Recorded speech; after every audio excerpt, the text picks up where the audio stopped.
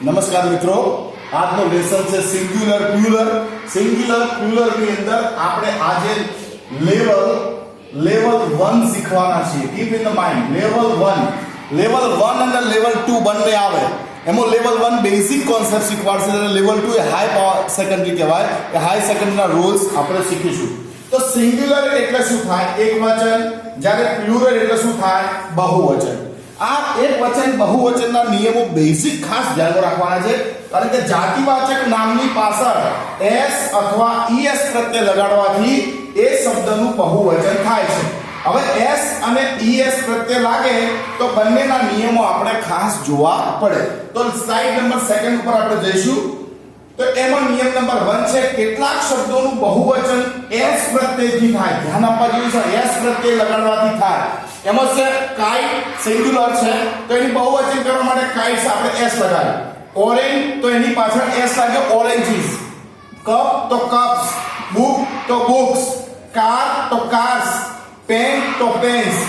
આ શબ્દોની પાછળ s પ્રત્યય લગાડીને આપણે એનું બહુવચન કર્યું. હવે es પ્રત્યય જ્યારે લાગે તો એના નિયમો બધા અલગ અલગ બને છે.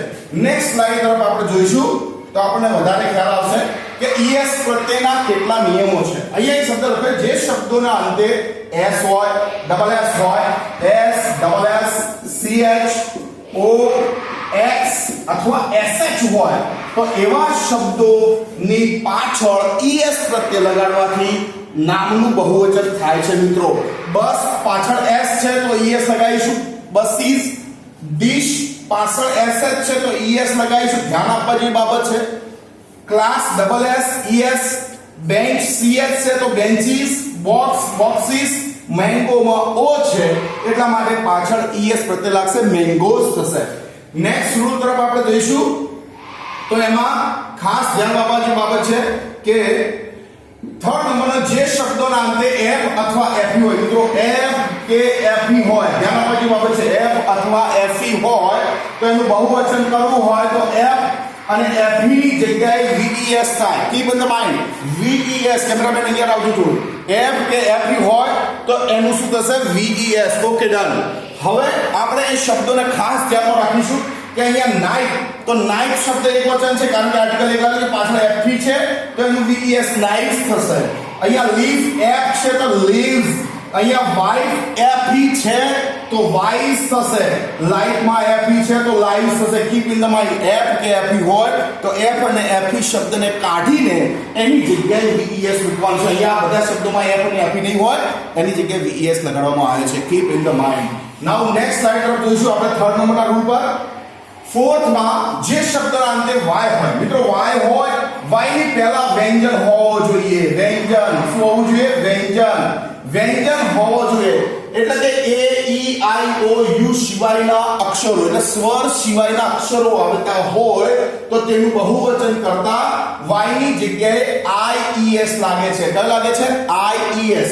હવે આપણે અહીંયા જોશું સ્ટોરી તો y ના પેલો r છે, r વ્યંજન છે એટલે સ્ટોરી y નો i e s થાય છે. બેબી y ના પેલો b વ્યંજન છે તો i e s બેબીઝ થાય છે. સિટી y ના પેલો t છે એટલા માટે સિટીઝ i e s થાય છે y ની જગ્યાએ. Next move on.